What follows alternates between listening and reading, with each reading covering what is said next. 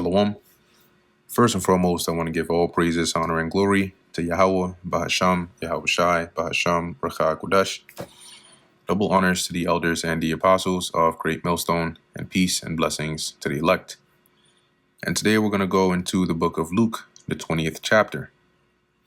And it came to pass that on one of those days, as he taught the people in the temple and preached the gospel, the chief priests and the scribes came upon him with the elders, and spake unto him, saying, Tell us, by what authority doest thou these things? Or who is he that gave thee this authority? So who gave you the right to just come up in here and you just start teaching everybody like you running things? Who put you in that kind of seat? And he answered and said unto them, I will also ask you one thing, and answer me. The baptism of John, was it from heaven or of men? And they reasoned with themselves, saying, If we shall say from heaven, he will say, Why then believed ye him not? But and if we say of men, all the people will stone us, for they were persuaded that John was a prophet. And they answered that they could not tell whence it was. They said, we don't know. And Yahushua said unto them, Neither tell I you by what authority I do these things.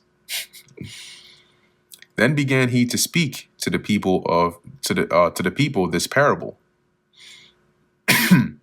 A certain man planted a vineyard. Now this, as you'll see at the end, after he said this, they knew that this was really referring to them. Okay.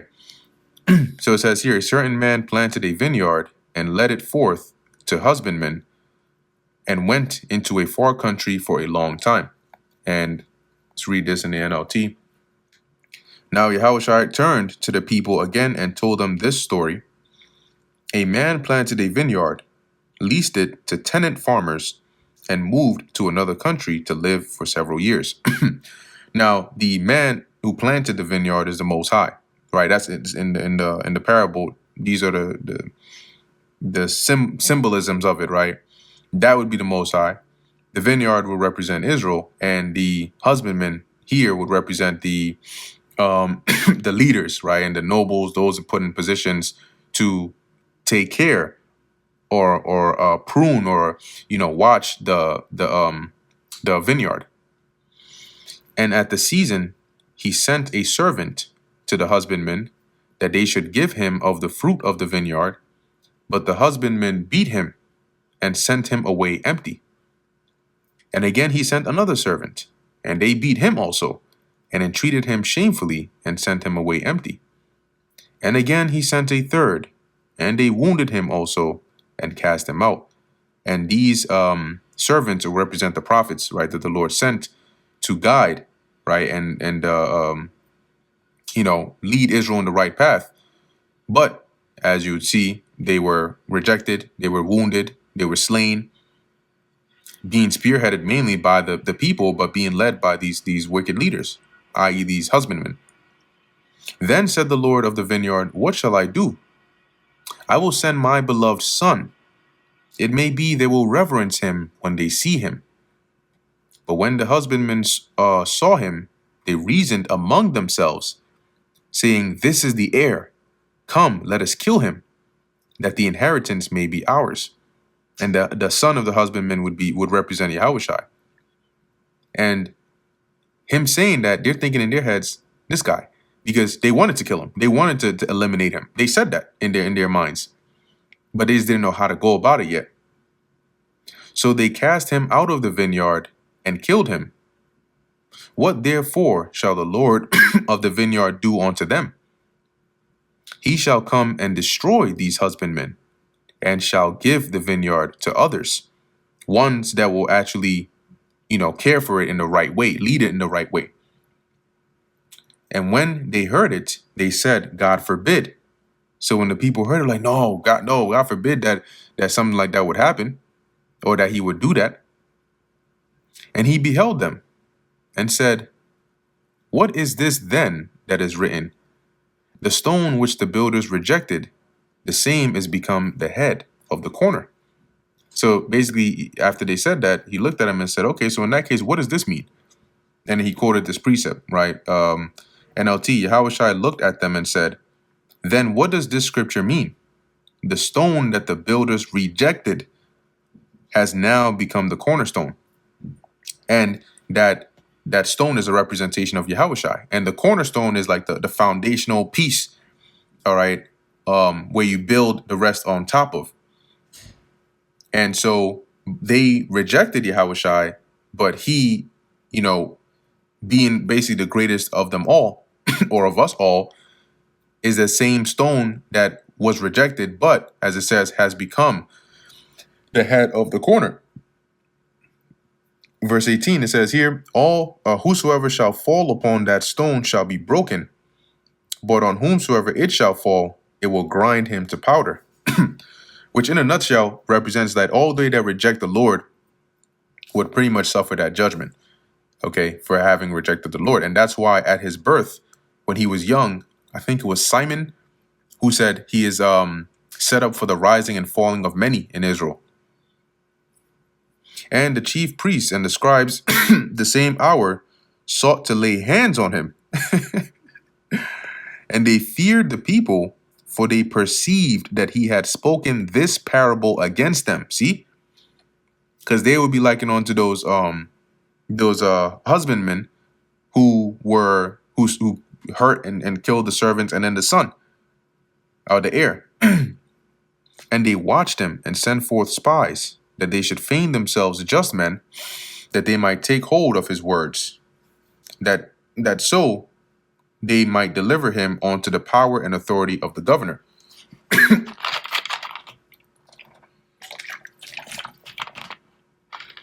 Why? Because they didn't have the power to execute capital punishment. But by permission of the governor, they would be able to. And they asked him, saying, Master, these are the spies that they sent, we know that thou sayest and teachest rightly. Neither acceptest thou the person of any. You're not a respect of persons. You'll say what it is as it is, right? You don't care who it is hurting, whose feelings are hurt. But teachest thou the way of God truly? Is it lawful for us to give tribute unto Caesar, or no? But he perceived their craftiness, and said unto them, why tempt ye me? So they wanted to get him to say, oh, lawful. So if he was to say no, then they'd say, whoa, see, he's preaching rebellion. He's saying, no, don't pay your taxes, rebel against the Romans. Show me a penny. Whose image and superscription hath it? They answered and said, Caesar's. And he said unto them, render therefore unto Caesar the things which belong to which be Caesar's, and unto God the things which be God's. I mean, it has Caesar's face on it. It came from him. So you give him back what belongs to him. And the way he said that was in such a way, as it says, they could not take hold of his words before the people. And they marveled at his answer and held their peace. So they couldn't take that and twist that to say, see, so you're really saying this, and they couldn't do it. Then came to him certain of the Sadducees, which denied that there is any resurrection. And they asked him, saying, so they believe once you die, that's it. Master, Moses wrote unto us, if any man's brother die, having a wife, and he die without children, that his brother should take his wife and raise up seed unto his brother. That's in the law. So if the brother died without having children, his brother is to basically take the wife of the dead brother and then give her children on behalf of his dead brother. That is raising up seed. And that would keep the lineage of his brother alive in the earth. There were therefore 7 brethren, and the first took a wife and died without children. And the second took her to wife, and he died childless. And the third took her, and in like manner the 7 also, and they left no children and died. So each of them married her, but they died before they could have children. Last of all, the woman died also. Therefore, in the resurrection, whose wife of them is she? For 7 had her to wife. And Yahushua answering said unto them, the children of this world marry, and are given in marriage. The children of this world is referring to those that are on the earth. Let's see. Yeah, NLT says Yahushua replied, "Marriage is for people here on earth, but they which shall be accounted worthy to obtain that world," and that world is talking about the spirit world, right? Those that die and go to the spirit world, and the resurrection from the dead, which is talking about being in the spirit world, neither marry nor are given in marriage. So those that are in that world, they don't marry or are given in marriage. Neither can they die anymore because they're already dead. For they are equal to the angels.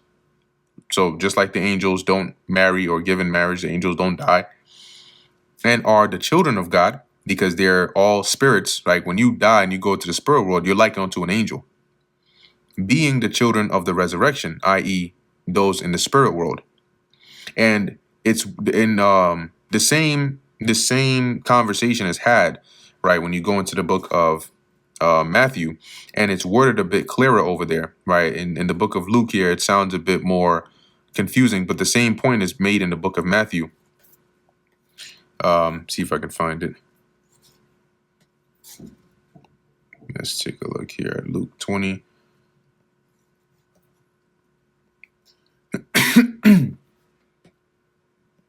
Yeah, Matthew 22. Let's go there real quick. And going up to 28, right? Therefore, in the resurrection, whose wife shall she be of the seven? For they all had her.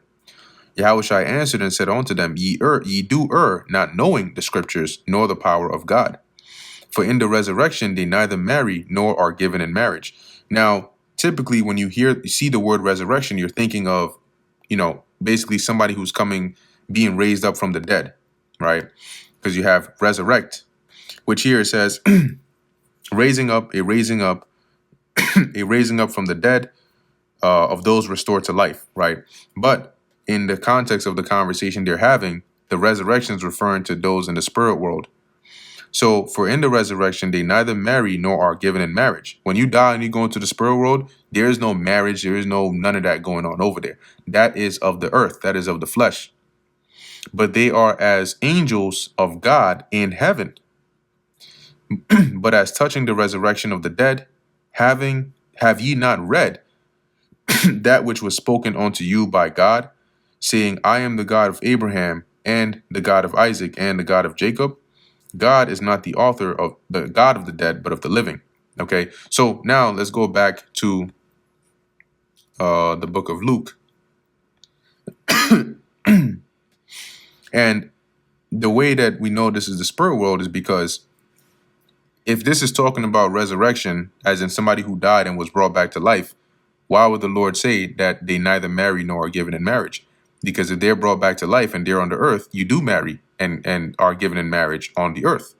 If this is talking about in the kingdom, we are going to marry and give in marriage. So in any other association of resurrection, there is marriage. The only place where you're not marrying or given in marriage is in the spirit world, is when you're dead.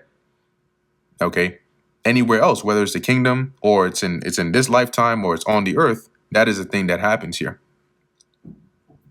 Now, then he mentioned here, verse 37, now that the dead are raised. So concerning that question, whether the dead are raised up again, in the NLT, I'll read it in the KJV first, and then the NLT, it says, now that the dead are raised, even Moses shewed at the bush when he called the Lord the God of Abraham, the God of Isaac, and the God of Jacob.